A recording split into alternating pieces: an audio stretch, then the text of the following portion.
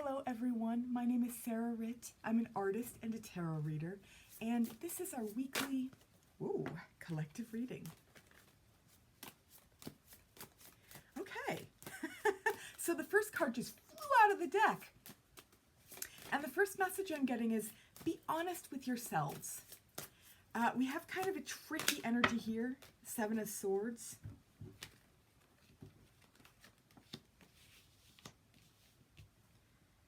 Yeah, so the way this feels is, all right, and the words I'm getting are, waiting for something better.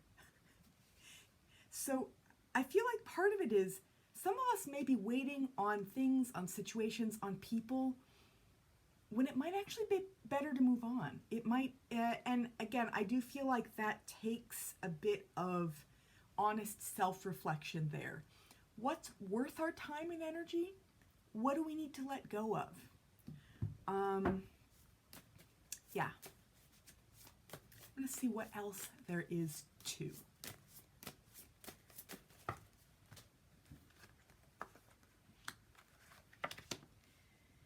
Yeah. Okay, so whatever situations feel like they're holding us in place and it's just really hard to get out of our head and trust that it would be better to move on.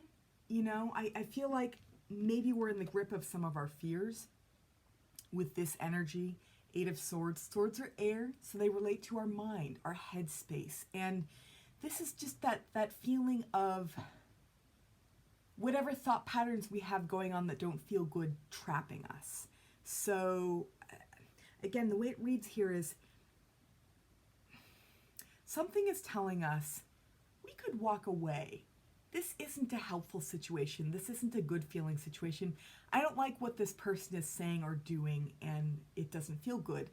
But the mind gets in the way and says, but what if? But what if? And, you know, that means like, what if something bad happens? What if they really do have something that's worth our time and we're just not seeing it? What if, you know, so all that self-doubt, all of that fear, all of that preoccupation is actually the word I'm getting, is coming through in this energy here with Eight of Swords. Also just, we have Six of Pentacles as well. This is a decision-making energy, and what I'm getting to, the message that's coming through here is, we need to make a conscious decision to go our own way.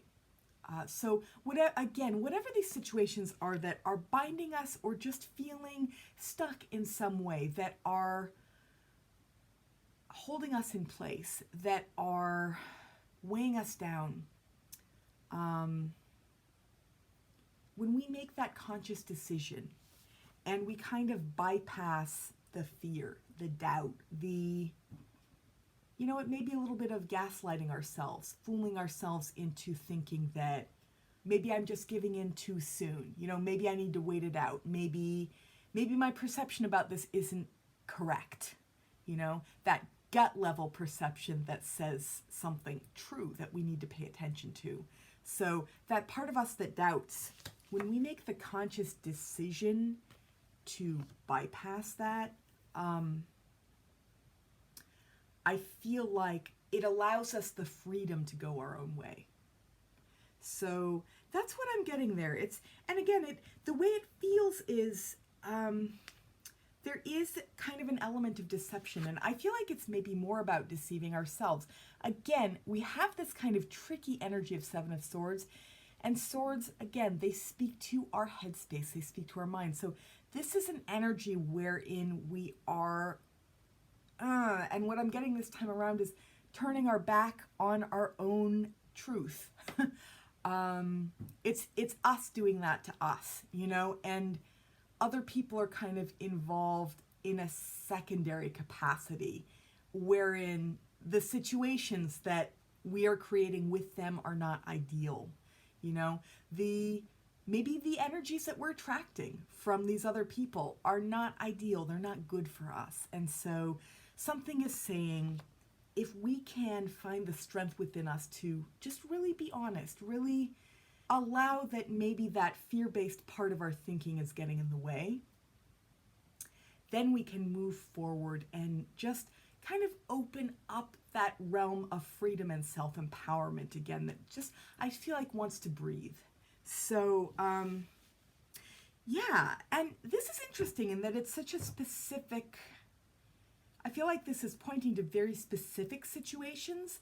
And, you know, because this is a collective reading, that's going to be different for all of us, but these just feel like the energy patterns that that we're experiencing this time around. So, yeah, and there is this feeling, and the message coming through as well, of waiting. This is an energy of waiting, and waiting for good news, waiting for better information to come along. You know, we have this kind of messenger in Knight of Cups.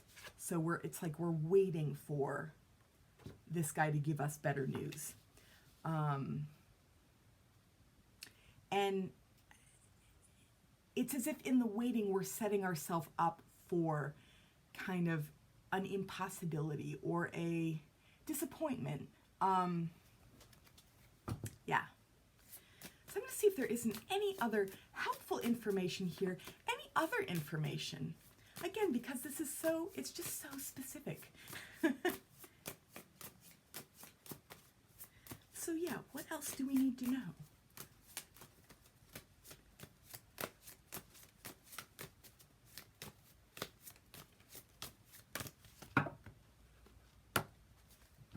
There we go. Yeah, we're more in control than we know. We have this beautiful Chariot energy. This is about control, and it's about that kind of self-possessed control. The control that allows us to reflect honestly. Again, instead of turning our back on our truth, to really own that differently. And what I'm getting too, with this beautiful blue, it's that throat chakra energy. The way it reads here is allowing ourselves to be grounded in our higher truth. Those messages that come through that aren't fear-based, you know, that speak to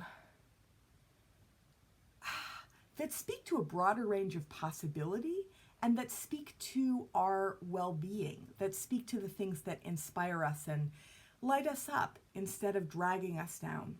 And there's a clarity in that as well, you know, because these situations that I'm seeing, they feel kind of the polar opposite of what lights us up or what inspires us. They're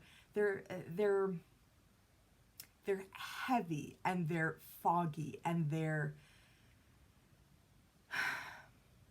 a little bit torturous, you know, or at very least unsatisfying.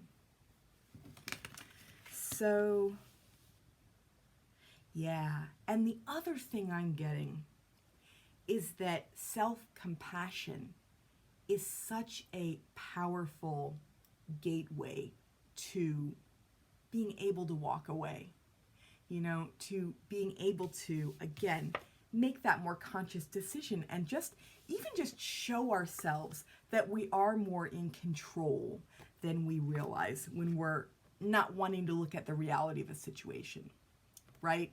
So yeah, and the other thing about that too that I'm getting, so we have strength here.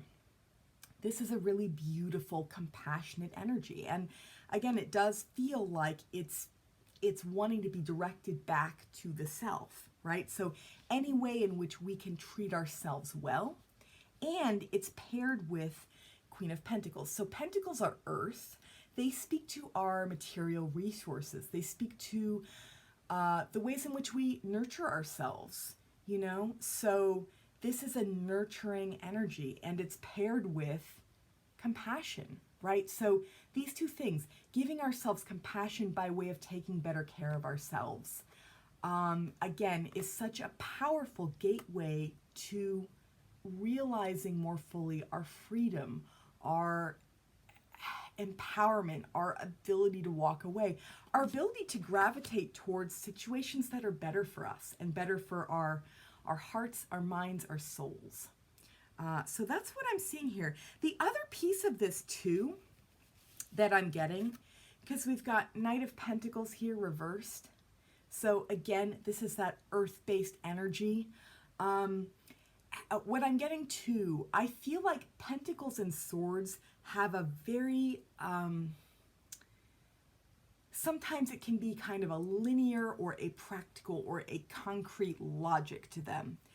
And the way this feels here, because this energy is right next to Strength and it's right next to Queen of Pentacles, it almost feels like what we think we know, what we think to be logical, almost does not apply.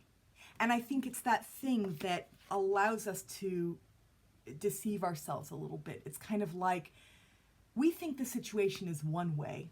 We think it operates on one kind of logic, and we think that it's better to stay in the situation and go along with that one kind of logic. And the way this feels is actually, no, it's polar opposite of that. It's like what our gut is telling us that doesn't go along with that fear-based place in our head. That's actually the more accurate, the more correct, the more empowered, the truer, clearer guidepost, a direction to lean in that we need. And again, the gateway to getting there, to moving in that direction, is to put ourselves first, is really just to show ourselves that kind of love and compassion. And again, it's in all of the tangible ways, the practical ways, because Earth, again, is very practical. So it's do I need to take a nap?